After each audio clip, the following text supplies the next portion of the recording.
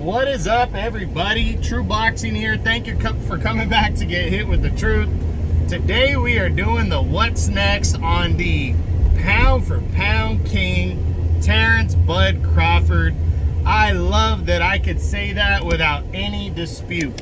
You know, yes, the monster Inoue at 122 is right there on his ass, you know, but Bud absolutely deserves to be called the pound for pound king and the undefeated, undisputed welterweight champion of the world.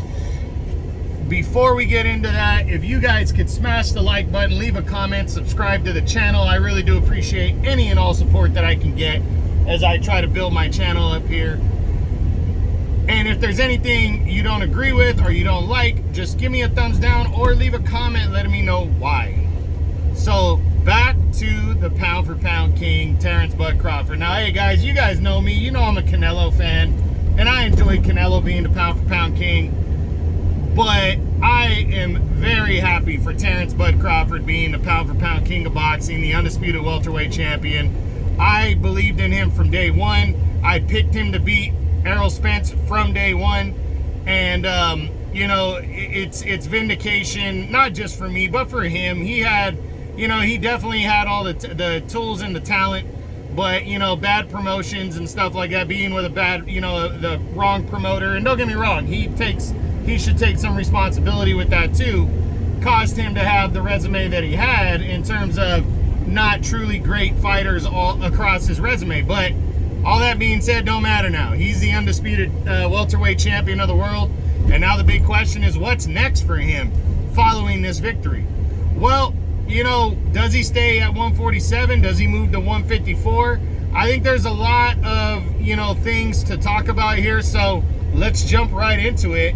And let's start with if he were to stay at 147, which in my humble opinion, I only think he stays there for a couple big fights. And I'll get into that at the end of the video if he were to stay. But let's run through the top 10 and see the possibilities. We start with a rematch with Errol Spence. If the rematch happens, and that's up to Spence, I don't believe it happens at 147. I think Spence is going to make a call to Bud and say, hey, if you want to have the rematch, I want it to be at 154.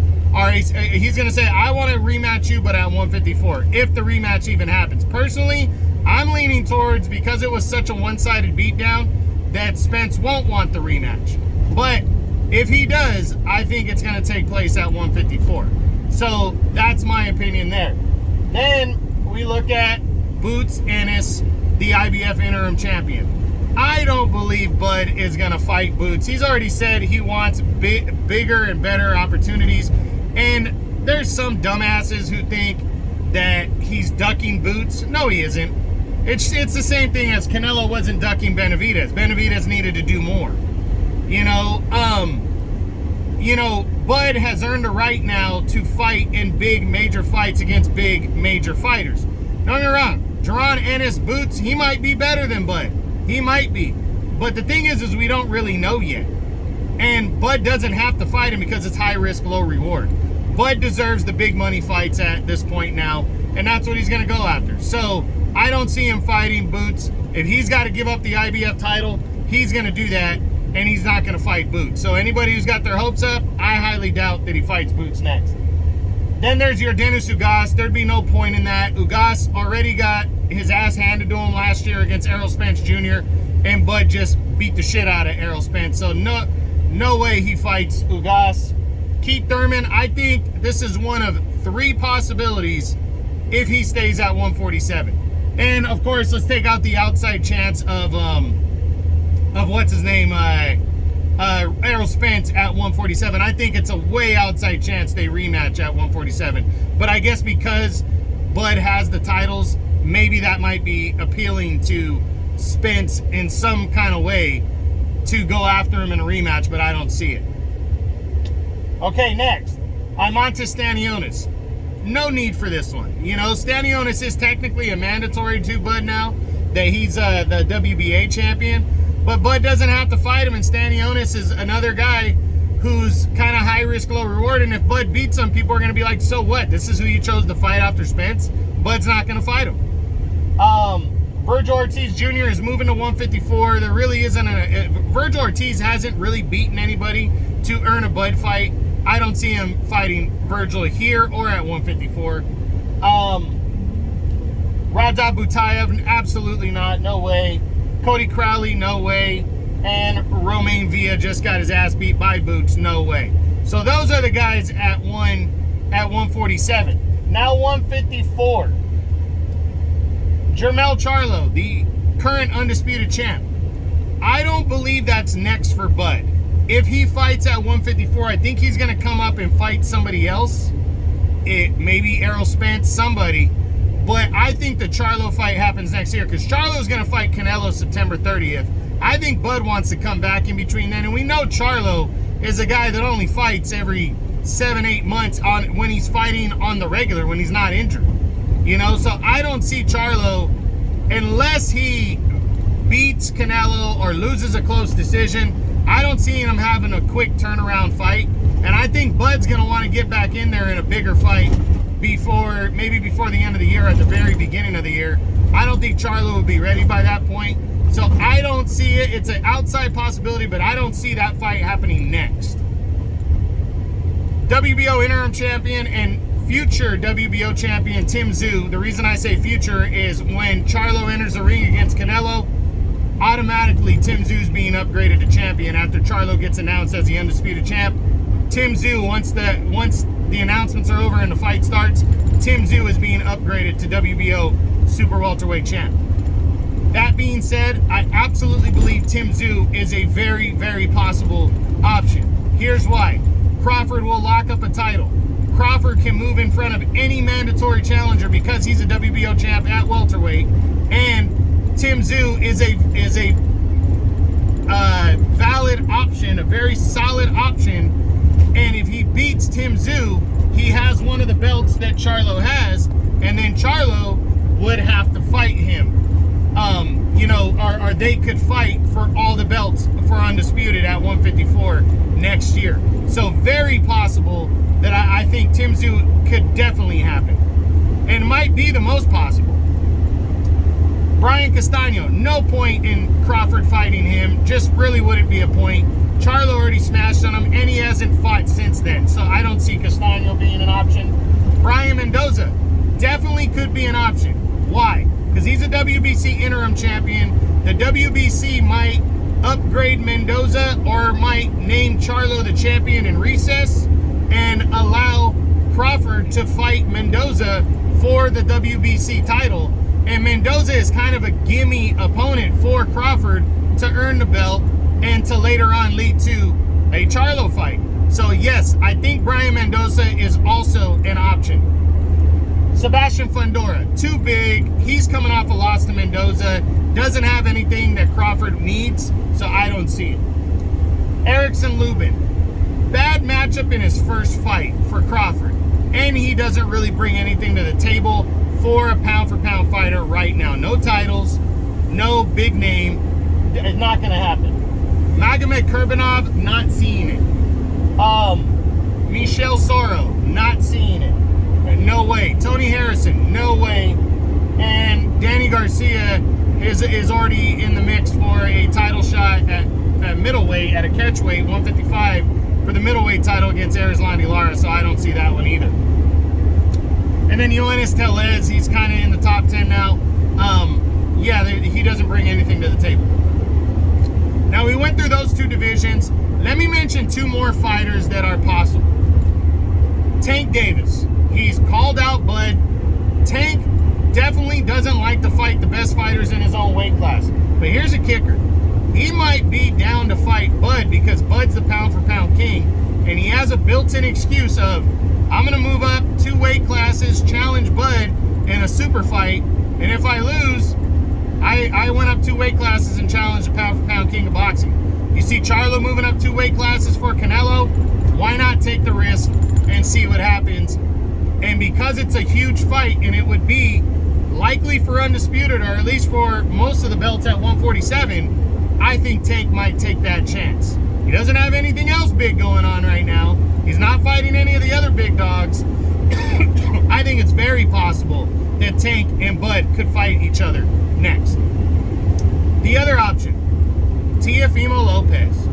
Lopez is a champ at 140. He was a champ at 135. He wants big fights. He wants to get paid, and he wants big fights. And I think he would absolutely move up to 147. Now it's only one weight class for him, and challenge Bud. And same built-in excuse. If I lose, I lost to the pound-for-pound king. And he's already taken that risk. He's already fought a guy that was in the pound-for-pound top 10 at one point, Josh Taylor. He already fought him in his last fight, and he beat his ass. And he already challenged Lomachenko when a lot of people were calling Loma the pound-for-pound top guy, or one of the top 2 or 3. And he got the victory there. So I wouldn't be surprised if he did it. So when it's all said and done, if I had to pick, I'd say there's 4 or 5 possibilities next for Bud. I think the most likely in my mind right now as we go to this video would be Tim Tszyu at 154. He's undefeated. He's got a name. He brings an audience. And it would lead to a Charlo fight next year for sure if he locked up the WBO title. And he would win a championship in a 4th weight class. I think Bud's ultimate goal is to become undisputed in a 3rd different weight class. Second option, and this is in no particular order, is Brian Mendoza for the same reason, but it'd be a little harder to lock up undisputed, even though he could get Tim Tszyu later. Crawford could. But I think Mendoza, especially if the WBC names Charlo the champion in recess, he could lock it up. I think that's an easier fight for Bud than Tszyu. That's why I think it's a real possibility. Errol Spence, the rematch. It has to be there because Spence has already mentioned it. If it happens, it's at 154. And maybe they can get it for the vacant WBC title or another vacant belt. I think if they locked up for the vacant WBC and just said the winner had to fight Mendoza, I don't think anybody would argue that. But that being said, I don't believe Spence is going to happen just because I think Spence wants to move up, get his feet wet at 154, and hope in good faith that he can land a Bud rematch later. I think Bud would be down to fight Spence at any point as long as Spence is still a valuable fight. I think it might be more valuable at 154 after Spence is gone and maybe got 1 or 2 victories, and you can make the argument, okay, now they're fighting at Spence's more natural weight, a better weight for Spence, so now Spence has a better chance. So, you know, that's what people have to believe to sell a fight, is that the challenger has a better chance. If they go straight into it, even at 154, I don't think the people are going to believe that. I know sure as hell I won't believe that. And I already picked Bud to beat him no matter what weight they fight at. So now that he's already dominated and beat the shit out of him, yeah, I'm leaning towards the less likely, but just to make the fight happen and maybe to get Bud out of the way, say Spence just says, well, I'm going to fight him at 154, take my chance. If I lose, I lose. Then I can just get Bud off my plate. I ain't got to worry about him anymore. You know? So it's one of those situations. The other 2 options that I think are very real, guys. Well, I'm going to throw Keith Thurman in there just because he technically has a name and he always calls everybody out. Bud might just fight him to shut him up. I'm hoping he doesn't fight him, and I'm leaning towards he's probably not going to. But the other 2 fights that I think would be huge fights, they'd be worth it, would be Lopez and Tank Davis. I mean, both guys I think are big names. It would draw a lot of money, and Bud would be the defending champion going in, and it would sell. It definitely would sell. So I think there's about 6 valid names in that mix. I don't think Bud wants to take a long time off in between fights now that he has the drawing power and can demand any fight that he wants, or else I would throw Charlo in there as a 6th option. But I don't think that that's going to happen next for Bud. So we'll see what happens. It's going to be exciting to see what happens, especially if Spence doesn't want to fight. It's going to be exciting to see who the pound-for-pound king chooses to be his next fight. We'll see what happens. That's it. That's what I got. That's my what's next on the undefeated, undisputed welterweight champion and pound-for-pound king of boxing, Terence Bud Crawford, following his dominant 9th round TKO victory over Errol Spence Jr. I hope you guys enjoyed the video. If you did, smash the like button, leave a comment, subscribe to the channel. I appreciate any and all support. This is True Boxing. You've been hit with the truth.